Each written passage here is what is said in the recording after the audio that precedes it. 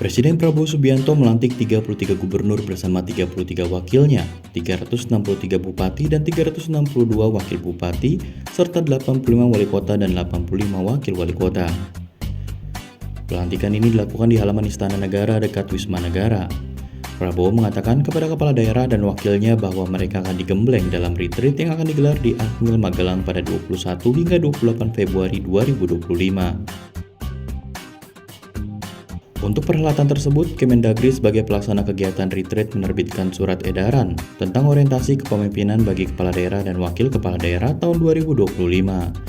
Dokumen itu menyebutkan ada dua sumber pembiayaan retreat. Pertama, daftar isian pelaksana anggaran atau DIPA Badan Pengembangan Sumber Daya Manusia Kemendagri tahun anggaran 2025. Kedua, dana APBD yang mencakup akomodasi dan konsumsi, transportasi, pakaian, serta obat-obatan.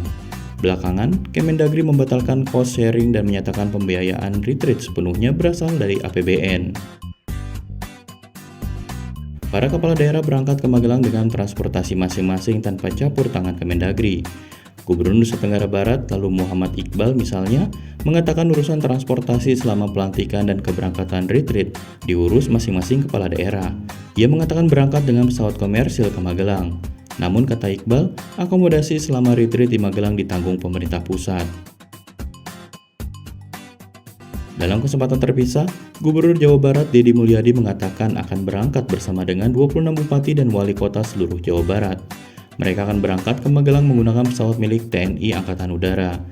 Deddy mengatakan akomodasi tersebut adalah bantuan TNI AU untuk kepala daerah Jawa Barat yang baru dilantik. Menanggapi hal tersebut, Forum Indonesia untuk Transparansi Anggaran atau FITRA mengatakan agenda retreat kepala daerah di Magelang selama 8 hari justru tidak sejalan dengan semangat pemangkasan yang digulirkan pemerintah.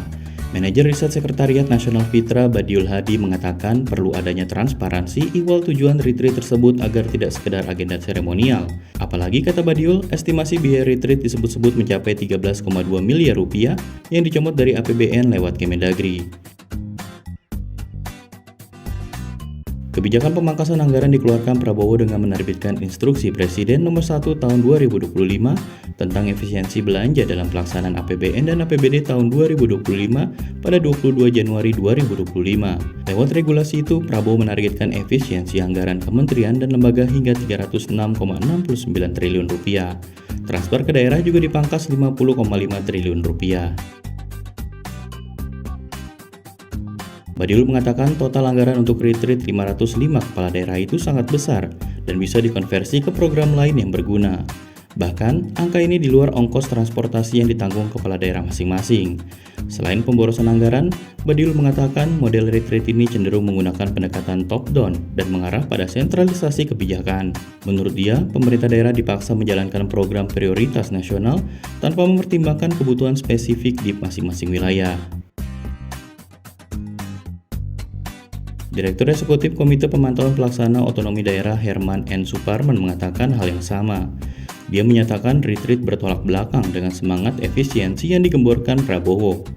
Herman menuturkan pemangkasan dana transfer daerah sudah sangat memberatkan, ditambah pemerintah daerah menanggung biaya perjalanan ke Magelang.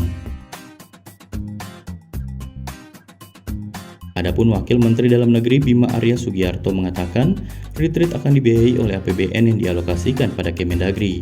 Namun kebutuhan lain seperti tiket transportasi dan biaya penginapan akan menggunakan dana APBD masing-masing.